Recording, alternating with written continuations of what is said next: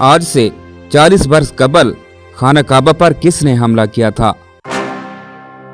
तमाम इस्लामी दुनिया को सकते में मुब्तला कर देने वाला और खाना काबा पर कब्जा करने वाला ये गिरोह और मैले कुचैले कपड़ों में मलबूस उलझी हुई दाढ़ी वाला वो आदमी कौन था? ये कौन लोग थे जिन्होंने तमाम सिक्योरिटी एहलकारों को गोलियों से छलनी कर दिया था और उनसे खाना खुदा को कैसे आज़ाद करवाया गया? और क्या इसमें पाकिस्तान का और परवेज़ मुशर्रफ का कोई ख़ास किरदार था? आज मैं आपको उस वक्त में होने वाले तमाम तरह हालात व वाक़यात से आगाह करूँगा। इसके लिए वीडियो को आखिर तक देखिएगा। नमाज फजर के वक्त इमाम काबा शेख मोहम्मद अल सबील इमामत करवाने की तैयारी कर रहे थे।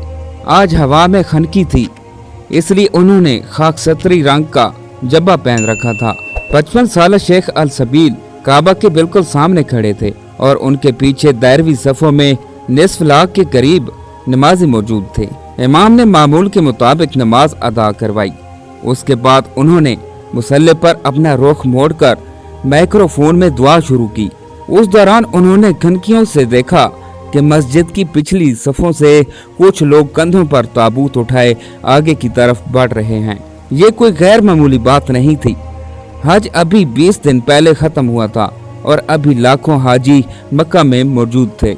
ईसवी कैलेंडर के मुताबिक ये 20 नवंबर 1989 की बात है, यानी आज से ठीक 44 बरस कबल हिजरी कैलेंडर के तहत उस दिन न सिर्फ साल का पहला दिन था बल्कि नई सदी का भी पहला दिन था, यानी 1400 हिजरी का आगाज हो गया था।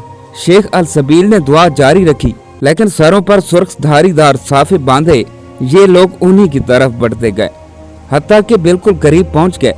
उनके आगे आगे मैले कुचैले कपड़ों में मलबूस उलझी हुई दाढ़ी वाला एक आदमी था। उसने इमाम काबा को एक तरफ धकेल कर उनसे माइक छीन लिया और माइक अपने मुंह के करीब लाकर बदवी अरबी में पूरी ताकत से चीखा, बरादरान इस्लाम, अल्लाह अकबर, मेहदी का ज़हूर हो गया है। उस दौरान उसके साथियों ने अपने ताबूतों में छुपी कलाशकोपें निकाल कर लहराने और जवाबी नारे लगाने शुरू कर दिए। मेहदी का ज़हूर हो गया है। 50,000 नमाजी फटी आंखों और खुले मुंह से ये सारा मंजर देख रहे थे। उनकी समझ में नहीं आ रहा था कि ये हो क्या रहा है। उसी दौरान मस्जिदुल हराम के दरो दीवार फायरिंग की आवाज से गूंज उठे। सिक्योरिटी पर मामूर पुलिस एहलकारों ने मुज़ाहमत की कोशिश की थी, जिन पर उन जंगजुओं ने गोली चला दी। पुलिस वालों के पास कोई असला नहीं था बल्कि सिर्फ डंडे थे, इसलिए वो लम्हों के अंदर अंदर मारे गए। मस्जिद के सेहन में सिपाहियों का खून बहने लगा। गुंबदों और मीनारों पर बसेरा करने वाले हजारों कबूतर भी बेचैन होकर इधर उधर उड़ने लगे। ये कोई मामूली बात नहीं थी। इस्लामी अकायद की रूह से खाना काबा की हदूद में किसी किस्म के तशद्दुद की शदीद ममानियत है, हत्ता कि वहाँ किसी जानवरों को भी नुकसान नहीं पहुँचाया जा सकता। नमाजी दहशत के आलम में अपनी अपनी जगहों पर जमे बागियों की कार्रवाई देखते रहे। बागियों की तादाद 400 के करीब थी और उनमें औरतें और बच्चे भी शामिल थे, बल्कि कुछ सियाह फाम अमरीकी मुसलमान भी थे। उनके कमांडर जिन्होंने इमाम अल सबील से माइक छीना था, वो फौजी डिसिप्लिन से अपने साथियों को हदायत देने लगे। जंगजू मस्जिद के तूल और अर्ज में फैल गए। उनमें से कुछ ने मस्जिद के 292 फुट ऊंचे मीनारों पर चढ़कर वहां मशीन गनें नस्ब कर लीं। दूसरों ने मस्जिद की दूसरी मंजिल पर खिड़कियों के आसपास पोजीशनें संभाल लीं। उसी दौरान सरगना ने नमाजियों को हुक्म दिया कि सेहन में पड़े सैकड़ों कालीनों को गोल तह करके दरवाजों के पीछे लगा दें ताकि बाहर से कोई जबरदस्ती अंदर ना आ सके। दूसरों को असले की नोक पर हुक्म दिया गया कि वो मीनारों पर चढ़कर निशानचियों को पानी, असला और दूसरा सामान पहुंचाएं। कमांडर के अंदर से साफ जाहिर होता था कि वो लंबे मुकाबले की तैयारी कर रहे हैं। ये कमांडर 43 साला जहीमान था। जहीमान बिन मोहम्मद बिन सैफ अल अतीबी 1930 की दिहाई में नजद के इलाके में पैदा हुआ था। कहा जाता है कि वो बचपन में बहुत बदमजाज था और बहुत रोया करता था। इसलिए उनका नाम जहीमान रख दिया गया, जिसका मतलब है मुंह बिगाड़ने वाला।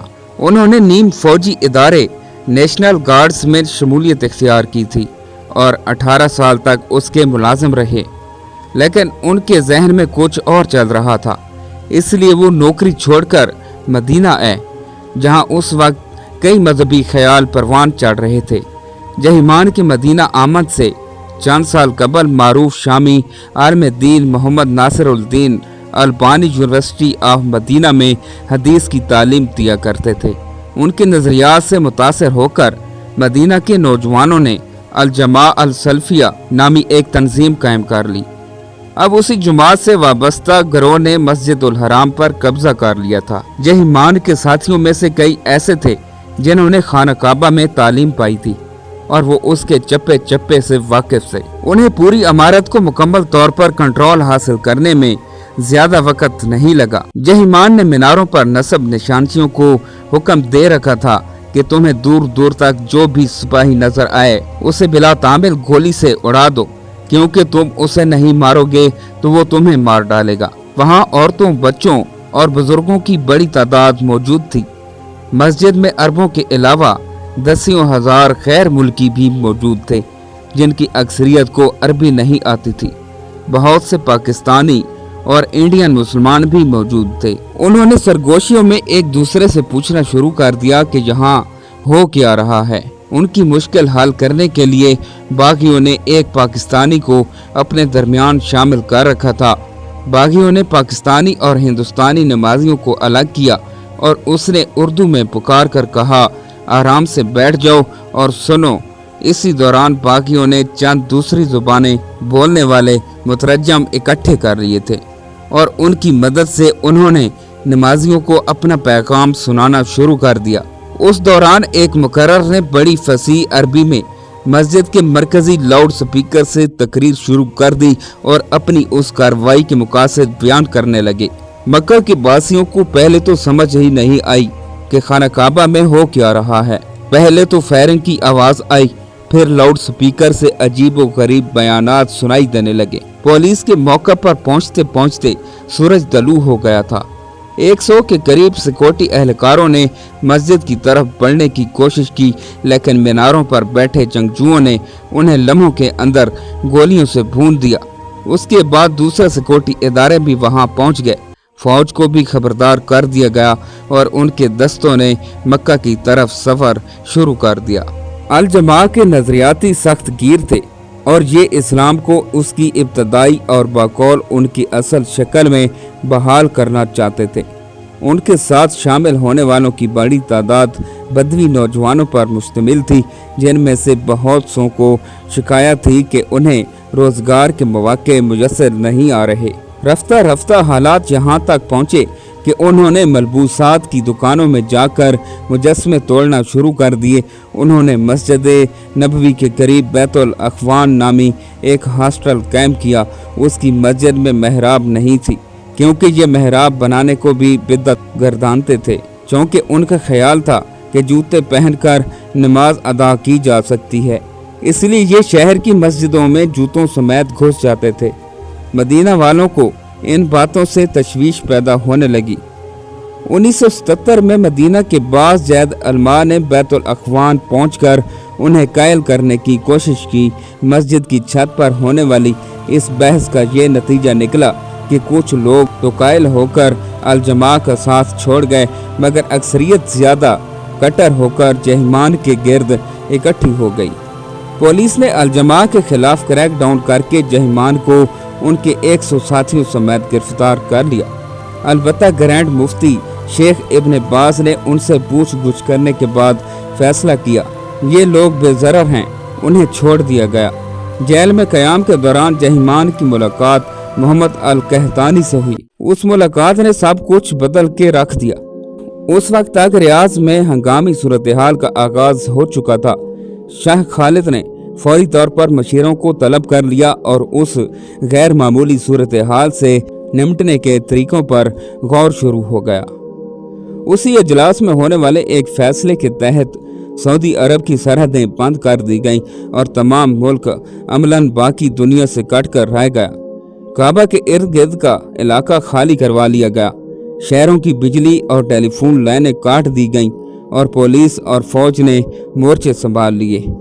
इधर कहतानी के बड़े भाई की जानिब से मरकजी लाउड स्पीकर से तकरीरों का सिलसिला जारी था।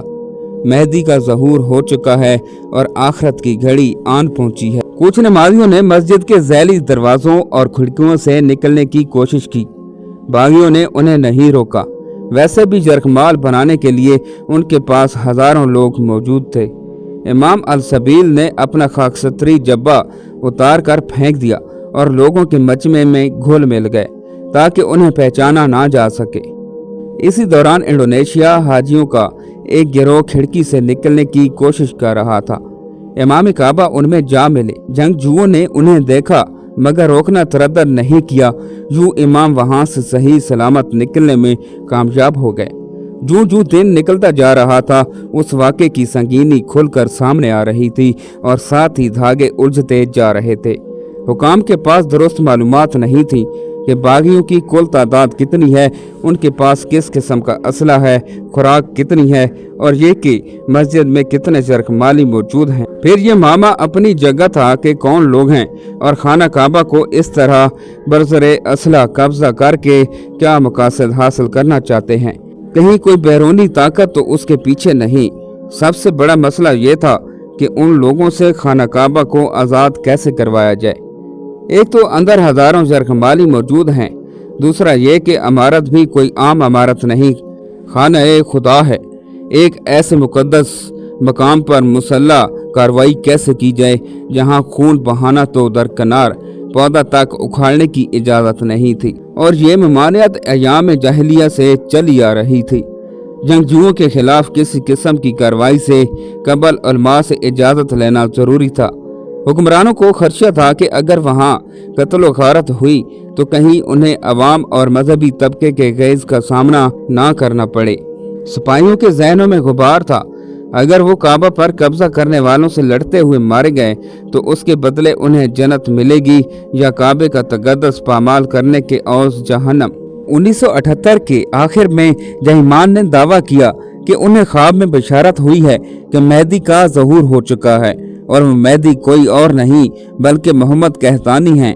उन्होंने कहतानी की बहन से शादी भी कर ली।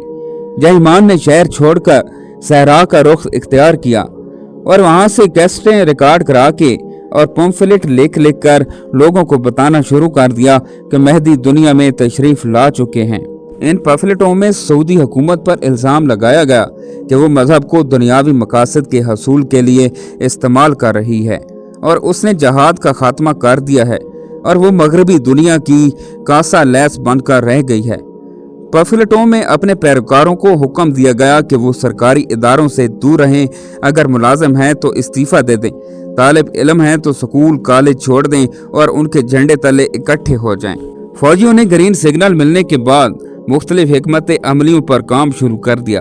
3 तरफ से हमला किया, लेकिन जंगजुओं की उम्दा पोजीशन और डिसिप्लिन की वजह से सरकारी फौज को भारी जानी नुकसान उठाकर पसपा होने पर मजबूर होना पड़ा। उसके बाद हेलीकॉप्टर से फौजियों को मस्जिद के अंदर उतारने की कोशिश की, लेकिन जंगजुओं ने उन्हें छत पर उतरने से पहले ही फिजा में भून डाला गया। इसी दौरान किसी को बिन लादेन ग्रुप का ख्याल आया। ये तामीराती ग्रुप चौके मस्जिद की तोसी का काम कर रहा था, इसलिए उनके पास तफसीली नक्शे मौजूद थे। ओसामा बिन लादेन के बड़े भाई सालम बिन लादेन ने मस्जिद के बारे में मालूमात फराहम करने में अहम किरदार अदा किया।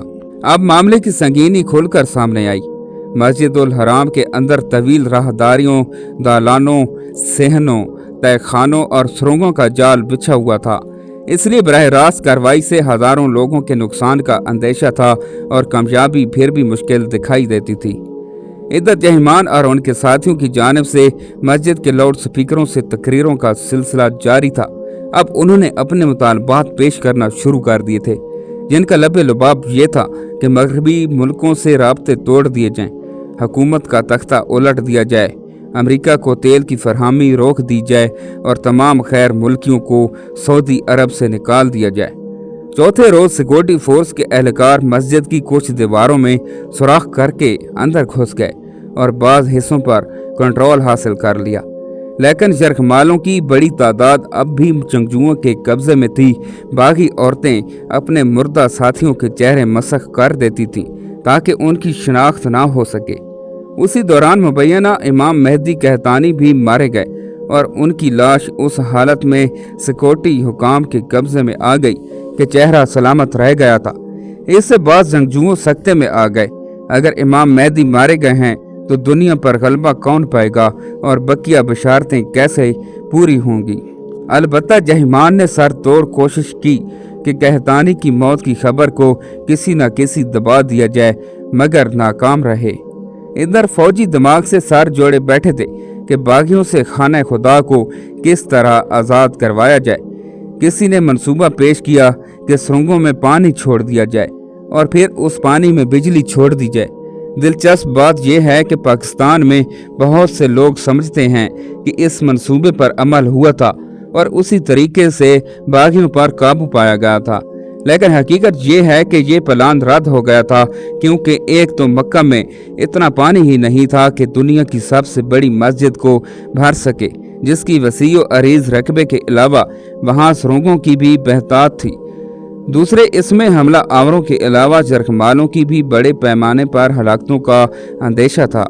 सऊदी सिक्योरिटी चीफ तुर्की अल फैसल ने इस मौके पर कहा था कि काबा को भरने के लिए बहीरा अहमर भी नाकाफी होगा। इसी दौरान सऊदी हुकाम ने दूसरा ऑपरेशन शुरू कर रखा था। जो ही गैस दाखिल की गई, उसके साथ ही मास्क पहने हुए सिपाहियों ने मस्जिद की दीवार में सुराख कर लिए और वहां से अंदर ग्रेनेड फेंकना शुरू कर दिए, जिससे बहुत से जरगमाली भी हलाक हो गए। उस वक्त मुहासरे को 14 दिन गुजर चुके थे। बागियों का असला, खुराक और हिम्मत खत्म हो चुके थे। ऊपर से मुबैना इमाम मेहदी भी मारे जा चुके थे। इसलिए बच्चे खुच्चे बागियों ने 4 दिसंबर को अपने आप को हुकाम के हवाले कर दिया। उनमें जहीमान भी शामिल थे, जिनकी अबतर हालत तस्वीर में देखी जा सकती है। सऊदी इंटेलिजेंस के सरबराह शहजादा तुर्की अल फैसल शहजादे का हाथ थाम लिया। शाह खालिद से कहो मुझे माफ़ कर दें, मैं आइंदा ऐसा कोई काम नहीं करूँगा। ताहम उनकी ये दरख्वास्त कबूल नहीं हुई और अगले चंद दिनों में जहीमान को उनके 62 साथियों समेत सरेआम सजाए मौत दी गई और यूं इस वाक़या का खात्मा हुआ। इस दौरान कितनी हलाकतें हुई, मुख्तलिफ लोग मुख्तलिफ तादाद बताते हैं। हुकूमत का कहना था कि उसके 127 एहलकार मारे गए और 1 दर्जन के करीब नमाजी जान से गए। ताहम गैर सरकारी तौर पर तादाद 4000 के करीब बताई गई। इस्लामाबाद में अमरीकी सफारत खाने पर सैकड़ों मुश्तइल मुजाहिरीन ने धावा बोल दिया और इमारत के बड़े हिस्से को आग लगा दी। पुलिस खड़ी तमाशा देखती रही। आखिर अमेरिका से फ़ोन आए, तब जनरल ज़ियाउल हक ने फ़ौज भेजकर मुहासरा छुड़वाया। लेकिन उस दौरान 2 अमरीकी एहलकारों और सफारत खाने के 2 पाकिस्तानी मुलाजिम मारे जा चुके थे। मुजाहिरीन से मशीनरी स्कूल, अमेरिकन एक्सप्रेस का दफ्तर और ब्रिटिश कौंसल लाइब्रेरी भी नहीं बच सके। बाद में बांग्लादेश, भारत, फिलिपाइन, तुर्की और कुवैत में भी इसी किस्म के मुजाहरों और तशद्दुद की खबरें आईं। जब बागियों को काबा से निकाल बाहर कर दिया गया तो चंद दिनों के अंदर अंदर इस किस्म की इतलात गर्दिश करने लगी कि पाकिस्तानी कमांडोज ऑपरेशन में हिस्सा लिया था। जब जनरल मुशर्रफ इक़्तिदार में आए तो ये भी कहा जाने लगा कि इन कमांडोज में वो भी शामिल थे।